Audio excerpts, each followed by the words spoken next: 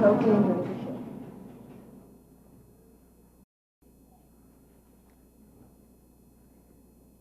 Long ago and far away, there lived an old man who owned a mill.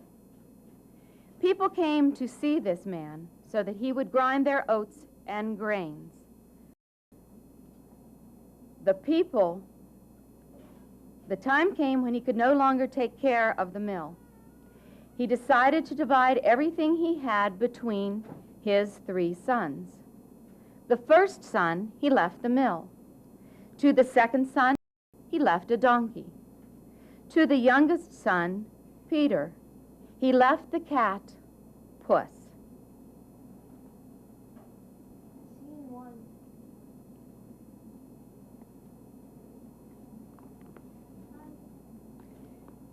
The youngest son was very sad. My brothers can make a living with the mill and the donkey, he said to himself. But what am I going to do with this cat? The cat just smiled. Puss was a very clever cat, a very special cat, and could understand what people said. Cheer up, Puss said to the youngest son. Give me a pair of boots so that I can run through the blackberry bushes. Also, get me a sack with a cord. If you do this, you will never be unhappy again. Whoa, said the miller's son. He was very surprised to hear the cat speak, but he did as Puss told him.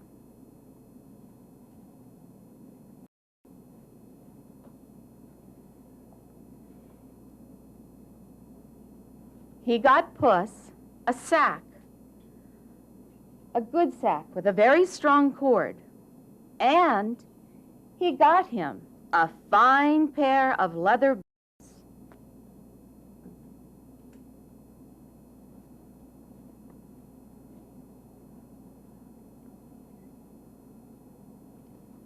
Scene 2.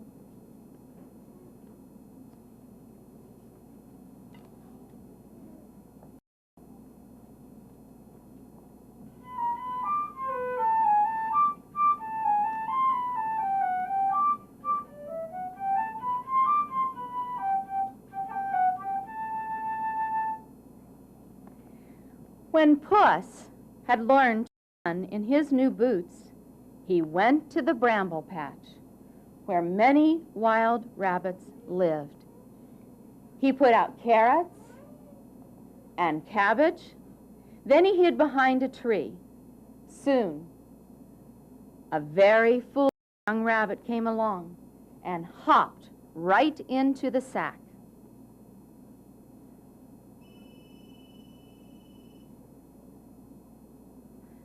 Puss slung the sack over his shoulder and hurried to the king's castle. Puss knocked at the door.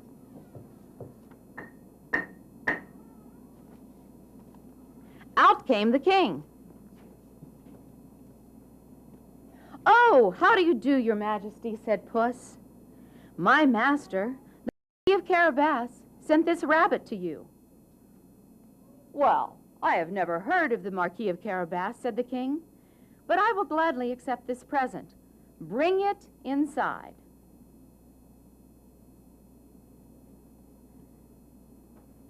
The next day, Puss went off to a wheat field. He filled the sack with food, just right for a pheasant.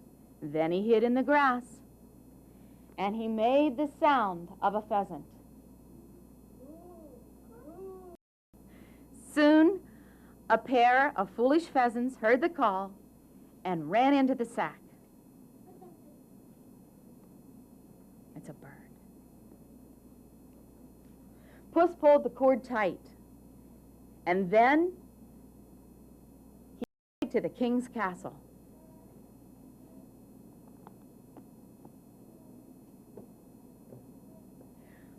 When Puss got to the castle, he said, "Good day, your majesty. The Marquis of Carabas hopes that you will enjoy these delicious birds."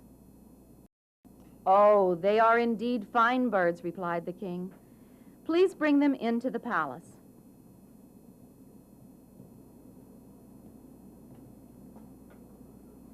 On the third morning, Puss caught a very large trout, and he brought it to the king. "King, here's another gift from my lord, the Marquis of Carabas." Oh, the king was once again pleased and said, "The Marquis must be a fine person to send me all these tasty treats." "Yes," said Puss, as once again he carried this special gift into the castle. As Puss was leaving the castle, he heard the coachman talking, and he stopped. "The king has ordered us to ready his coach for a ride along the river with the princess," one said. Oh, upon hearing this, Puss ran all the way from the castle to the youngest son's house. "Master, master, master," he cried. "Today your fortune will be made. All you must do is go for a swim in the river. Leave the rest to me. Do it quickly now. The king's carriage fast approaches."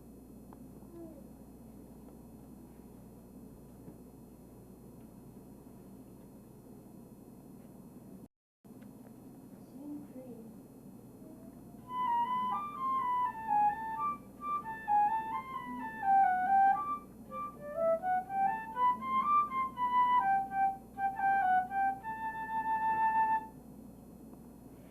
The youngest son did just as Puss told him. He went to the river, and he jumped into the water. While he practiced floating, Puss hid the young man's clothes behind a rock.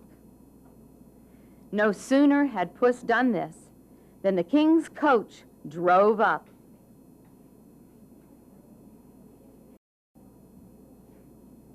"Help! Help!" Puss yelled as he ran into the road. "The Marquis of Carabas has been robbed." When the king heard this, as he was going past, he ordered his coach to stop. "Your Majesty," Puss said to the king, "someone has stolen my master's clothes." Remembering the gifts from the Marquis of Carabas, the king ordered for one of his coachmen to run and fetch a new suit of clothes for the miller's son.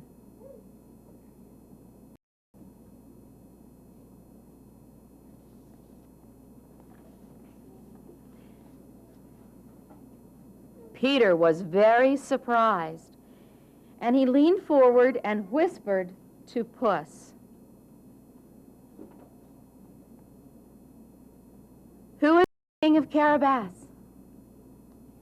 Puss whispered back, "I have told the king that you are the Marquis."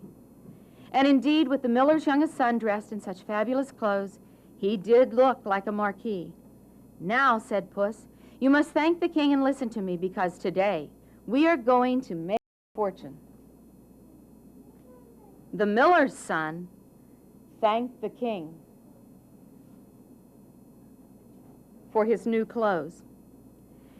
The king said, "Oh, you are most welcome. Now come and join me for a ride in my coach." The miller's son sat next to the princess, who was very happy to see such a handsome young man.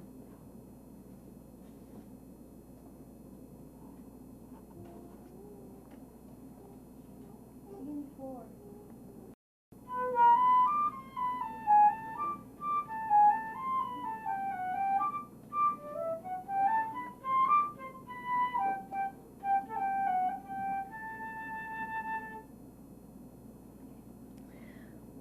Puss ran ahead till he came to a field where some haymakers were working. "Haymakers," called Puss, "when the king drives past and asks to whom this field belongs, you must reply, 'The Marquis of Carabas.'" Soon the king passed by in his coach. "To whom does this field belong?" asked the king. "The king, the field belongs to the Marquis of Carabas," said the crowd. And the king traveled on.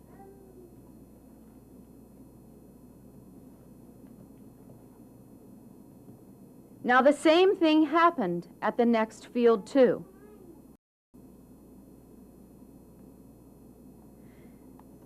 The young miller's son saw what Puss was up to and said nothing, but he smiled at the princess, and she smiled back at him.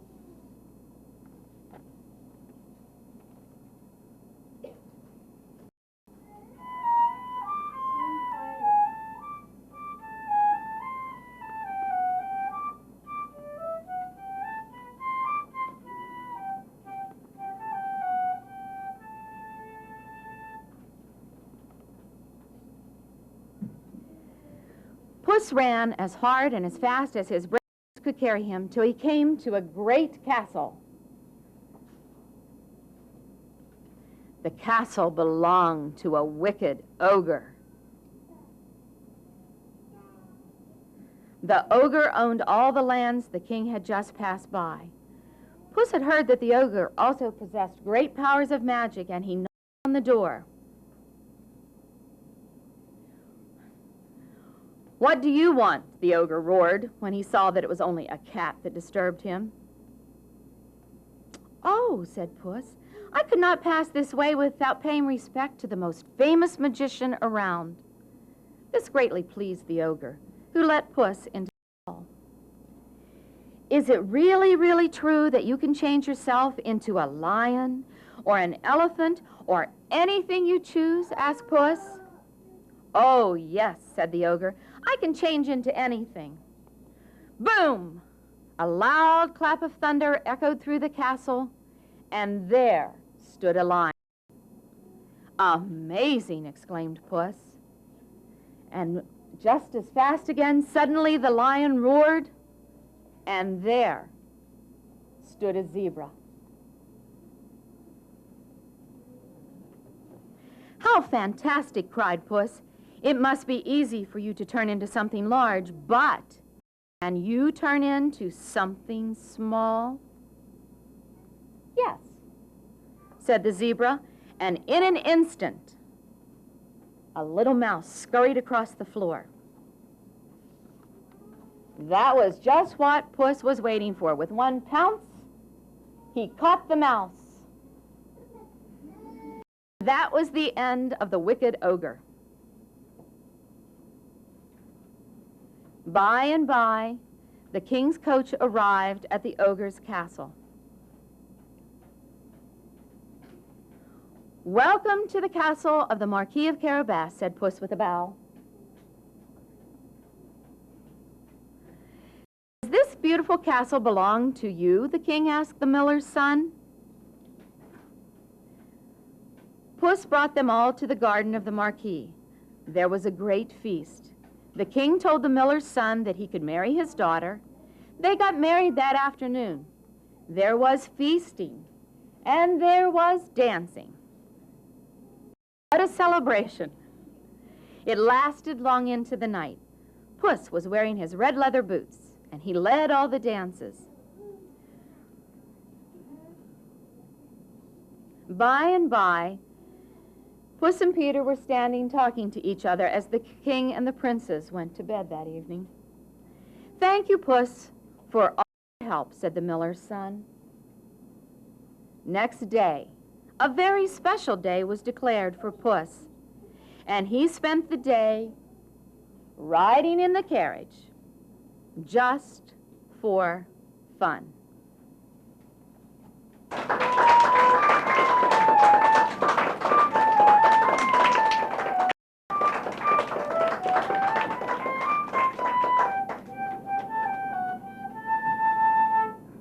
I would like to bring out all of the people who are behind the scenes, if you will give us another round of applause for them.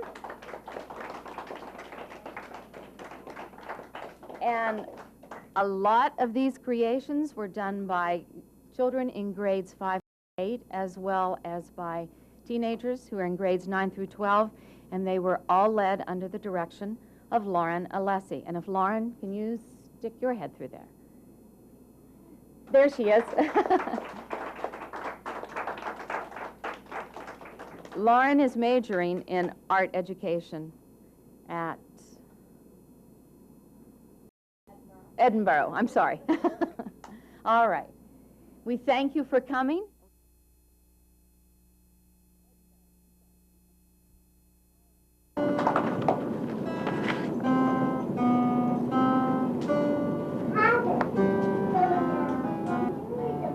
Sleeping Beauty. Long ago, and far away, there lived a king and queen. They longed for a child for many years, but they had none. This made them very sad, sadder than anyone could imagine. Every day, as they walked through the forest beyond the kingdom, they talked about their wish for a child. However, one morning, while the queen was wandering alone in the forest, despairing that she should always be childless, a frog suddenly jumped into her path. She was startled to hear him speak, and speak he did, telling her that at last her dearest wish was to be answered, that within a year she would bring a daughter into the world. Overjoyed at the happy news, the queen went directly home to tell her husband, whose heart was filled with gladness. And soon, sure enough, the frog's words came true. A daughter was born to them before the year was out. They named her Aurora, after the dawn, because she brightened their lives like the sun.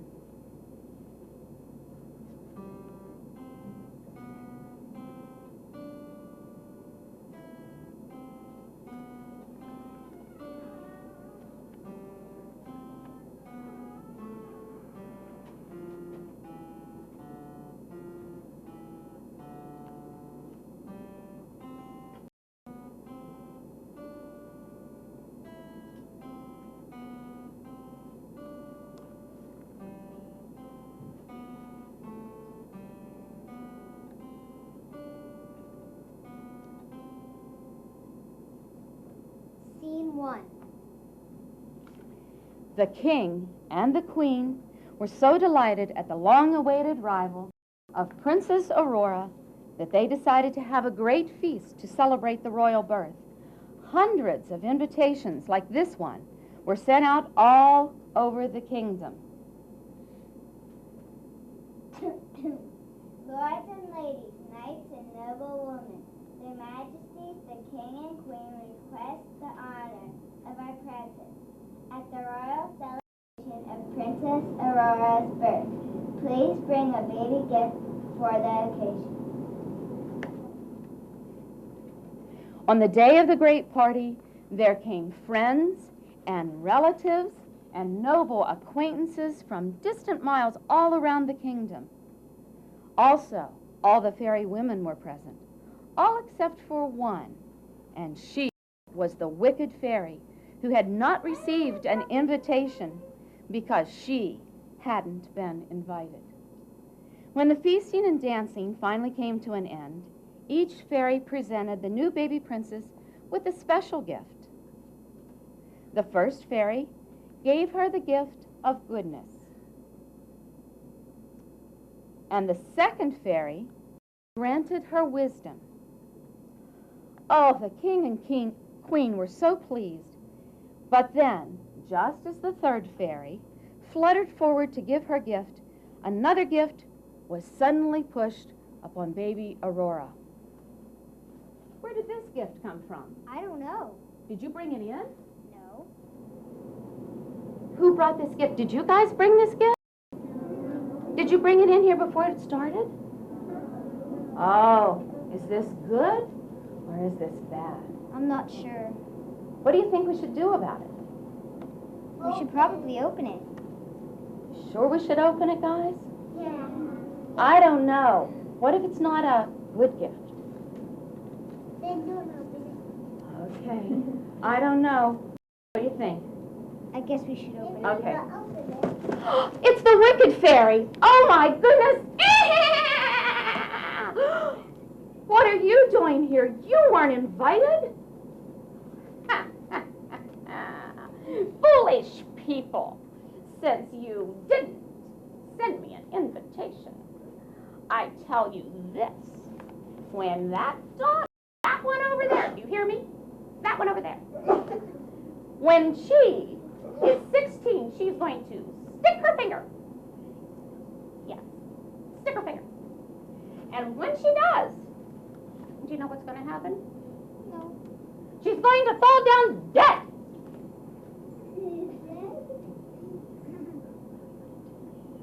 And before anyone could do anything more about this, she went. Oh my. Oh my. Oh, this is not a good gift. What do you think? Not good. Is this a good gift or a... Toss it out the window. Ooh, the window doesn't open. What will we do? There's still a fairy left, isn't there? Let's find out. Everyone at the party was frightened and they shook. Until the third fairy stepped before the baby and spoke. Your Majesty, I have a ray of hope left. For I cannot change the wicked curse, but I can soften it just a bit. So do not fear, she will not die. Oh, I was about that. How about you? Were you scared? Yeah, I was too. But instead, she's going to fall asleep, and it's going to last for 100 years until the kiss of true love will break the spell. But the king, still fearful of that evil curse, and hoping to save his daughter, there ordered that every spinning wheel within the kingdom would be destroyed. It had to be brought to the castle and be destroyed. Then a great bonfire was held, and every spinning wheel in that kingdom, what do you think happened? It got burned, totally burned. And no one would know for many years that there was one left.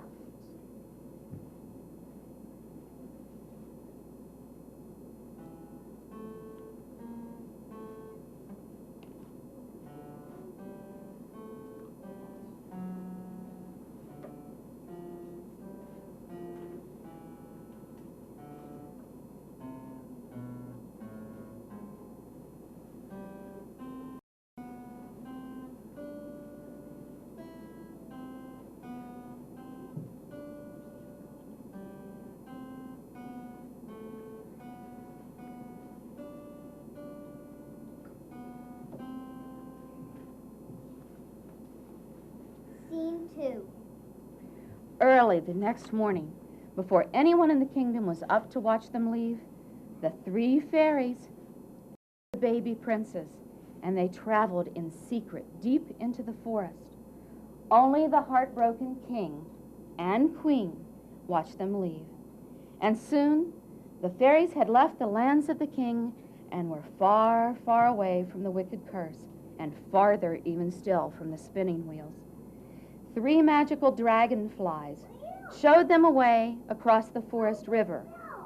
By and by, they came to a tiny cottage, and that is where they lived for 16 whole years, hidden away from the princess.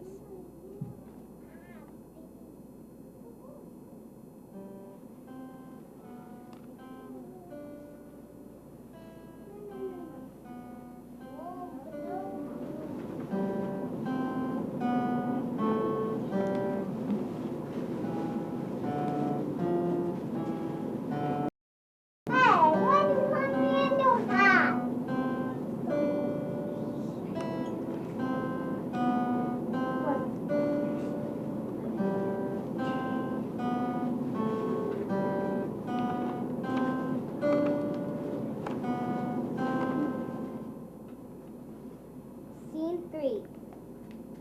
16 years later.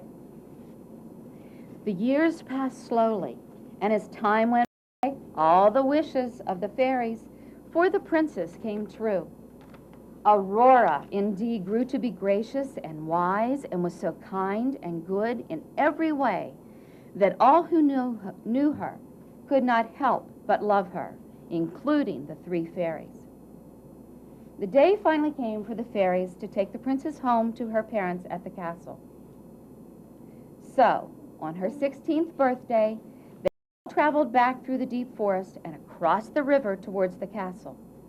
On their way, they met a fine young man who appeared to be a prince. He was also in the forest.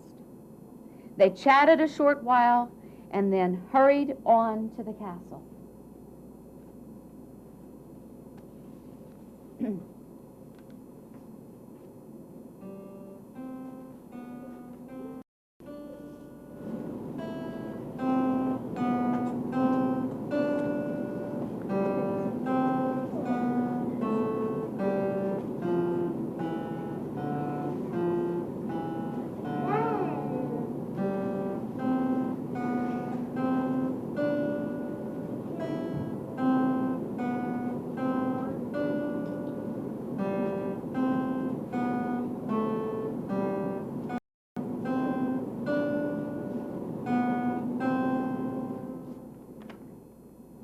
Scene 4.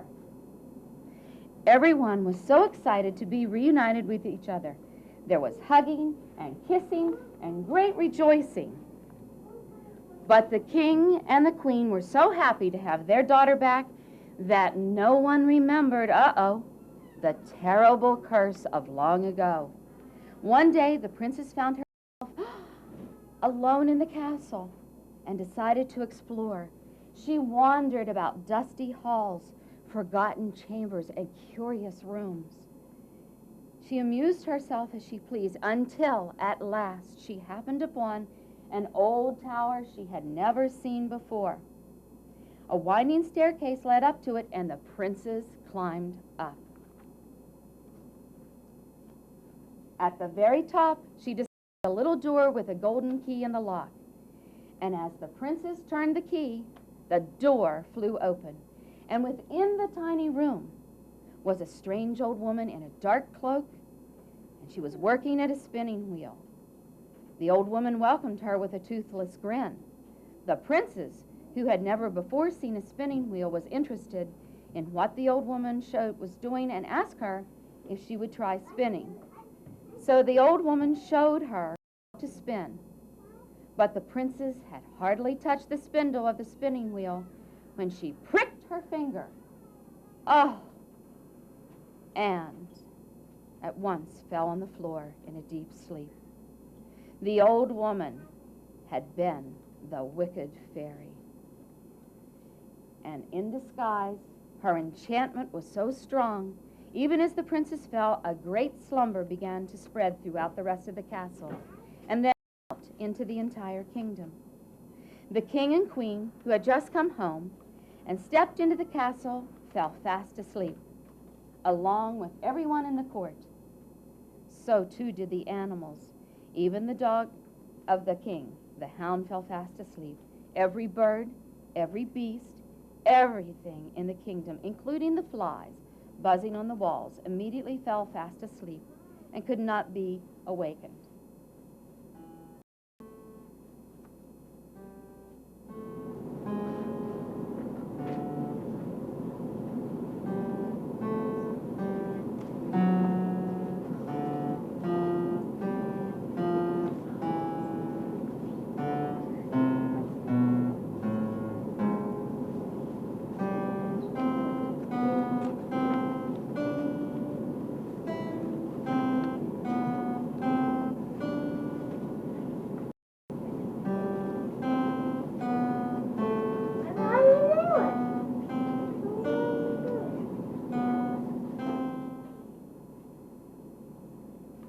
Scene 5.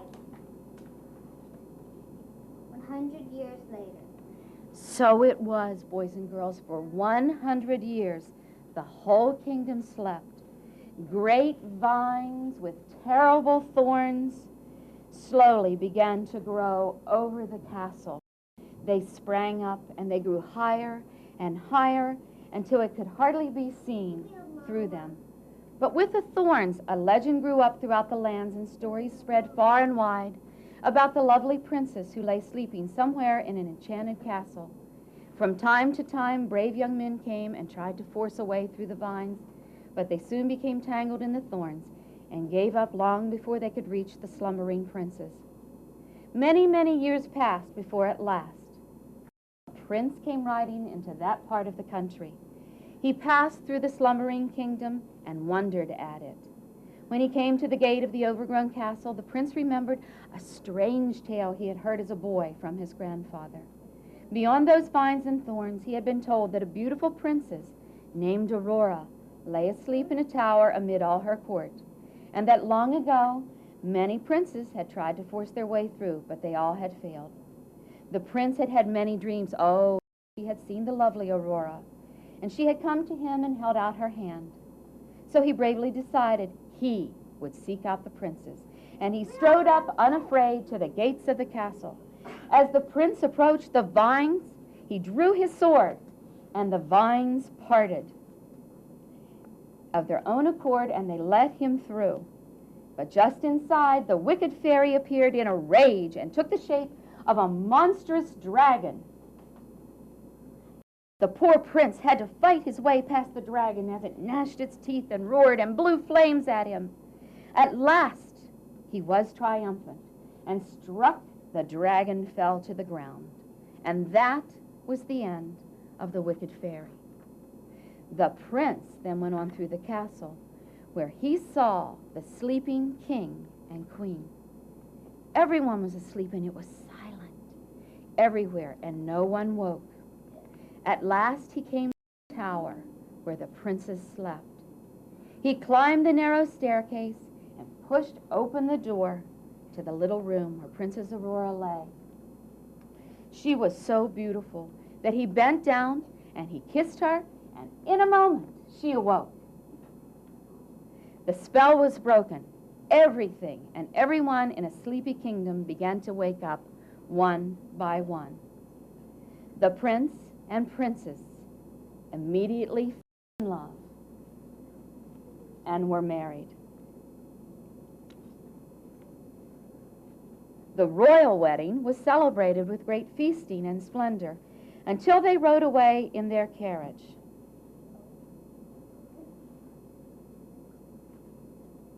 And the prince and the princess lived, how do you think? Happily ever after for the rest of their lives. The end.